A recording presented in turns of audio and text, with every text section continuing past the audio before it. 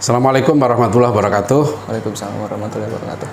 Alhamdulillah ya, saya Adian Husaini. Bersama saya ini ada siapa? Farel Ahmad atau Ali Farel ya? Ali Farel aja. Ali Farel ya, jadi nama aslinya Farel Ahmad. Ada Ali Farel. Nah, Ali Farel ini adalah cicit ya dari Buya Hamka. Cicit itu berarti anaknya cucu ya, jadi generasi keberapa? Keempat ya, dari Buya Hamka kan berarti keempat ya, anak, cucu, cicit ya, ketiga. Nah, Ali Farel ini adalah santri ya di pesantren At-Taqwa Depok. Nah, sekarang kalau di sini masih kelas berapa? Kelas Pristek ya? Pristek 1. Jadi di pesantren At-Taqwa Depok ini ada jenjang tingkat SMA namanya Pristek ya.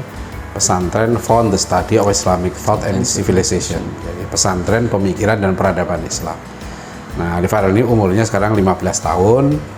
Ya, masih kelas 1 di Pristek. Pristek itu 2 tahun pendidikannya. Jadi ya memang pesantren namanya pesantren pemikiran dan peradaban Islam. Nah, tentu kenapa saya mengundang Ali Farel untuk dalam acara bincang-bincang ngobrol gitu ya, karena ini terkait dengan hebohnya, dahsyatnya film Buya Hamka ya. Ini mungkin tidak banyak ya, setahu saya bukan pengamat film ya, tapi film-film yang belum resmi diputar ya, kan 19 nanti ya, 19 April ya, 20 April. 20 tapi katanya maju, saya baca itu. Dimajukan 1 hari, 19 April ya, kata Claudia Cynthia Bella.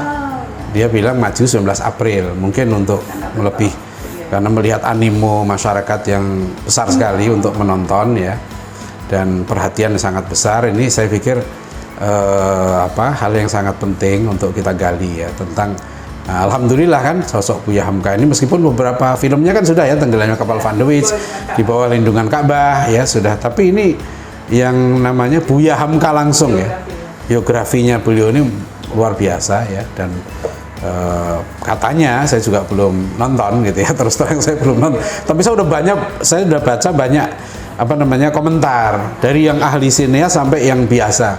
Itu alhamdulillah semuanya positif ya. Jadi saya bisa membayangkan lah film ini, anak-anak saya pun juga rencana akan nonton nanti insya Allah gitu ya. Jadi menarik sekali. Nah, sejalan dengan itu ya, alhamdulillah kan, karena di pesantren At-Taqwa ini ada cicitnya Buya Hamka ya, yang juga saya lihat seneng gitu, cukup mengenal lah datuknya mungkin ya, datuknya ini. Nah, kita coba ngobrol ya, ini kesempatan langka ini, belum 100 tahun lagi belum tentu ada. Kesan saya pas nonton itu terharu banget pokoknya. Nangis juga? Nangis doang. Nangis ya? Berapa kali? Baru filmnya baru mulai. Baru mulai itu? Langsung nangis. Oh. Karena pinter itu Pak Fajar ya, Pak Fajar bikinnya pinter. Di adegan pertamanya itu soalnya langsung Nambo di penjara. Nambo ini Buya Hamka ya? Iya. Kamu manggilnya Nambo ya? Ya, Datuk ya, Nambo ya. Karena juga aktingnya saya lihat ya sangat menjiwai gitu. Si siapa? Vino G. Sebastian sama Cynthia Bella. Oh, jadi nah tentu kan kamu begitu melihat adegan itu ya, mengapa langsung tersentuh? Karena kan kamu sudah membaca itu, sudah tahu kisah beliau gimana? Iya. Sudah baca sebelumnya? Sudah baca. Tapi kalau misalnya itu, saya pas nonton filmnya pengen lepas dari bias gitu. Saya pengen nonton tanpa ada perasaan kalau saya ini keturunannya. Dan alhamdulillah berhasil bikin terharu juga filmnya, karena emang langsung kena di hati gitu.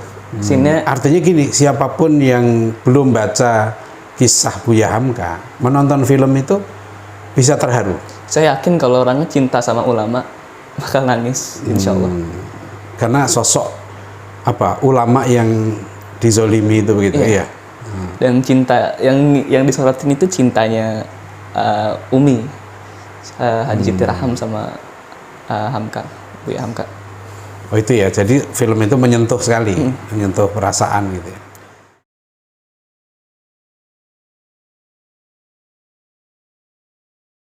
Yang kalau dari film pertamanya, yang paling saya rasa tuh yang disorotin ada dua. Yang pertama itu semangatnya Buya dalam berdakwah, sama cintanya Hadi Siti Raham terhadap beliau. Itu sempat Siti Rakam kan ya, bukan? Siti Raham. Siti Raham. Iya. Padahal Buya Hamka itu saya baca menikah umur 19 tahun ya? Nikah 19 tahun betul ya? Atau 21 tahun? Istrinya umur 15. 15. Istrinya umur 15 tahun. Sekarang ada 15 tahun yang pacarannya udah hebat tuh kasusnya.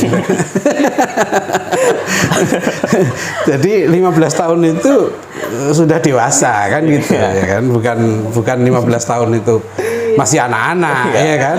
Ya, buktinya siapa? Siti Raham ini kan istrinya Buya Hamka, nikah umur 15 tahun kan. Ya, manusia juga sama dengan sekarang ya. Jadi orang dulu lebih hebat ya. Lebih matang. 15 tahun sudah siap kan menikah dan hebat gitu ya. Jadi dua hal itu ya. Saya ingatnya itu satu scene di mana company Jepang itu datang buat ngegerebek panji masyarakat. Pedoman masyarakat ya, Pak. Pedoman ya, yang masyarakat. waktu di Medan berarti. Iya. Nah. Itu semuanya mesin ketik diambil ketika lagi nulis. Nah, Buya tuh sempet ngambil kertas yang lagi ditulis, dimasukin ke belakang, dimasukin ke celana. Nah, pas selesai itu, yang Jepangnya udah selesai intimidasi, Buya ke ruangan gudang gitu ya, terus ngebuka peti ada mesin ketik lagi, lanjut ngetik. Oh, jadi mesin ketiknya disembunyikan? Iya.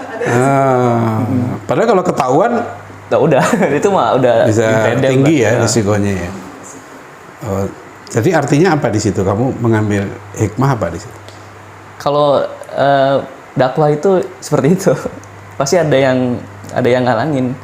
Dan kalau dihalangin jangan cepet pasrah gitu ya, jangan cepet putus asa. Menyerah, jangan menyerah. Iya. Dan kita juga harus siap-siap buat kemungkinan yang tidak diduga. Karena Buya nyiapin mesin ketik lagi juga.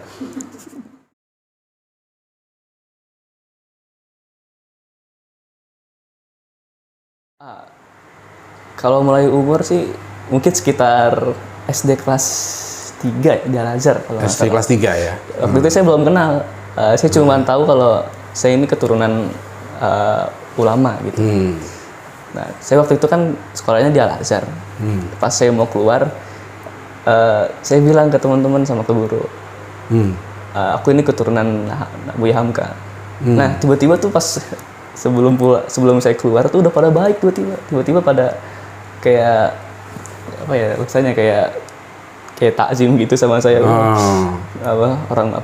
Keturunan orang besar gitu. Nah, saya langsung penasaran, kok bisa kayak gini banget ya. Akhirnya saya mulai bacanya tuh baca novelnya. Mulai bacanya yang buku pertamanya kalau nggak salah Tenggelamnya Kapal Van Der Wijk. Itu nggak selesai, itu belum sempat selesai. Itu SD ya? Iya. SD udah baca itu. Saya SMP itu baca itu. Sebenarnya saya nggak ngerti tulisannya, emang bukan buat umur saya kan. Iya. Nah, tapi saya punya azam, punya semangat buat orang sehebat ini harus saya lanjutin pemikirannya, minimal pemikirannya. Akhirnya ya saya masuk pondok dengan ketulusan saya sendiri, dengan keputusan saya sendiri. Alhamdulillah orang tua seneng aja, seneng banget malahan ya. Karena akhirnya ada yang lanjutin dari cicit lah. Ada yang...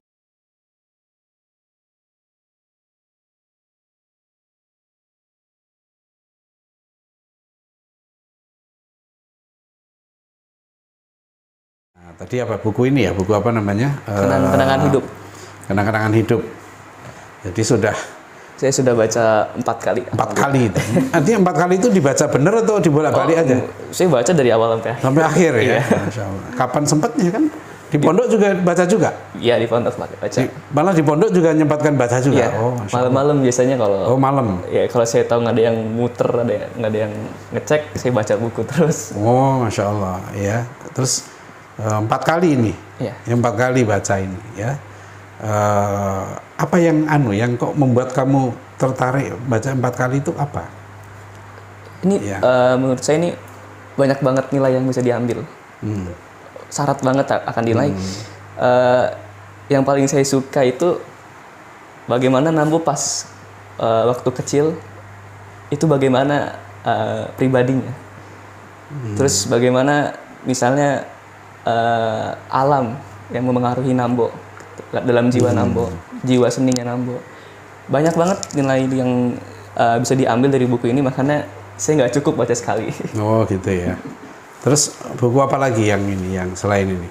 Selain buku autobiografinya, saya baca Pandangan Hidup Muslim, terus Tasawuf Modern. Tasawuf Modern. Ya, itu saya paksain dulu baca. Sampai akhir nggak baca? Belum, saya dikit. Belum. Tapi sudah baca karena itu buku yang kata Buya Hamka kan menghibur beliau juga kan. Di pengantar buku itu kan Buya Hamka kalau sedih beliau baca buku itu juga. Itu buku favorit saya waktu saya SMA. Waktu saya SMA itu buku sering saya bawa di tas saya. Buku Tasawuf Modern itu memberikan motivasi. Nah, kamu udah baca itu juga. Terus apa lagi? Buku apa lagi? Pribadi Hebat ini. Pribadi. Ini yang paling mengubah saya jujur. Oh gitu ya. Ketika pas saya baru masuk pondok, soalnya. Tapi ini buku sebetulnya judul aslinya Pribadi. Ini ditambah Hebat. Kalau di yang edisi tahun 50-an Pribadi. Ini memang betul. Ini buku yang hebat betul. Pribadi Hebat. Nah, bukunya soalnya pas saya masuk pondok saya langsung. Kamu bawa buku ini atau ada di pondok bukunya? Ada. Saya kalau ke pondok saya bawa kotak. Isinya buku semua. Isinya buku semua. Iya. Iya. Habis dari pondok saya baca, bawa yang baru. Atau kadang-kadang bawa buku Nambo lainnya. Ibunya juga suka beli buku. Yang baru bawa lagi. Terus apa lagi yang ini buku Pribadi Hebat? Habis Pribadi Hebat. Dari hati ke hati. Dari hati ke hati, ya. Itu kalau nggak salah baru 1 jilid ya. Ada berapa jilid tuh? Kan itu kumpulan Satu. kumpulan tulisan. Yang paling bawah. Ini Pandangan Hidup Muslim yang ini ya? Iya. Buat saya. Iya, dari hati ke hati ini kan kumpulan tulisan Buya Hamka di Panji Masyarakat. Yang dulu saya sejak SMP udah baca ini ya. Ini kelihatannya memang baru sebagian ya, masih banyak yang belum. Tapi ini kamu udah baca juga? Alhamdulillah. Iya. Oke. Apalagi buku yang menarik lagi? Yang kamu sudah baca? Dari perbendaharaan lama. Nah, itu juga sejarah. menarik. Iya. Sama apalagi sejarah perjuangan Islam ya. Umat Islam. Ya, sejarah perjuangan umat Islam. Itu yang dulu tuh kan 4 jilid dulu itu kalau nggak salah. Waktu dulu pernah kecil-kecil. Oh iya. Terus edisi yang lengkap itu dari Singapura kalau nggak salah itu. Betul, saya Iya, yang punya yang tebal itu ya. Itu juga udah kamu baca juga? Ya, saya lumayan tertarik sama sejarah, alhamdulillah. Iya.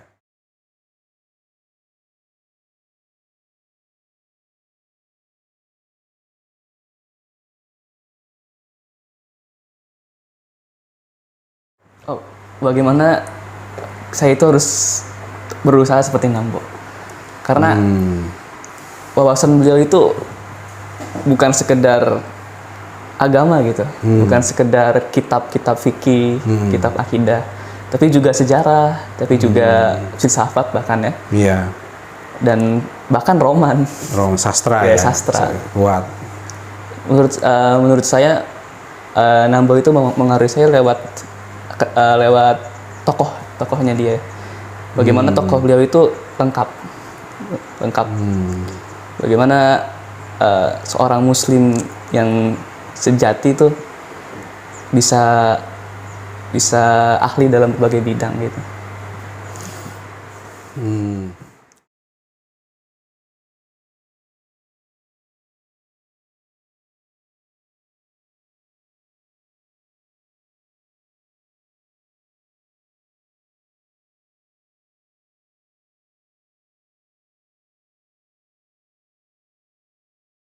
Dalam bidang sastra. Sastra ya. Yang karena kan orang jarang bahas tentang ini ya. Saya sangat kagum gitu terhadap Buya yang orangnya bandel ya, bandel banget. Pas waktu kecil tuh bandel banget. Cuman kalau dia dikasih tempat duduk menghadap ke Danau Maninjau, langsung diam. Dia bisa berjam-jam dia ngeliat alam. Dan juga bagaimana Buya itu. Kamu sudah tahu rumah Nambu di sana? Udah.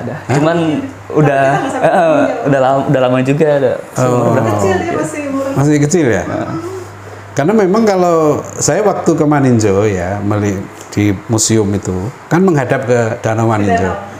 Saya sering katakan Danau Maninjau itu kan salah satu tempat terindah di dunia. Kelok empat-empatnya itu kan luar biasa kan indahnya itu sampai ke Maninjau. Jadi saya waktu di situ saya langsung berpikir wajar Buya Hamka ini ya duduk di sini menghadap danau yang begitu indah kan. Dan itu kan sampai sekarang juga alamnya belum banyak berubah di situ kan luar biasa itu. Oh itu yang kamu bayangkan gitu ya. Jadi juga Buya tuh suka diem-diem nyewa buku ya, nyewa buku roman. Terus dia baca malam-malam. Kalau ketahuan sama Haji Abdul Karim Abdullah Haka, dimarahin. Dia langsung merajuk. Tapi dia besok ambil lagi, cari buku roman yang lain. Juga, pokoknya jiwa beliau tuh nggak terlepas juga dari sini. Dari kecil sudah seneng ini ya, baca buku-buku sastra ya. Seneng itu. Padahal ayahnya kurang ya kalau dilihat tuh. Beliau memang strict kan, keras sekali. Tapi memang saya baca itu riwayat Buya Hamka umur 10 tahun itu nggak ada anak yang nggak kenal dia nakal. Jadi kisahnya seperti itu ya. Makanya anak ini nakalnya anak-anak dulu kan, ngambil mangga. Iya, ngintip film.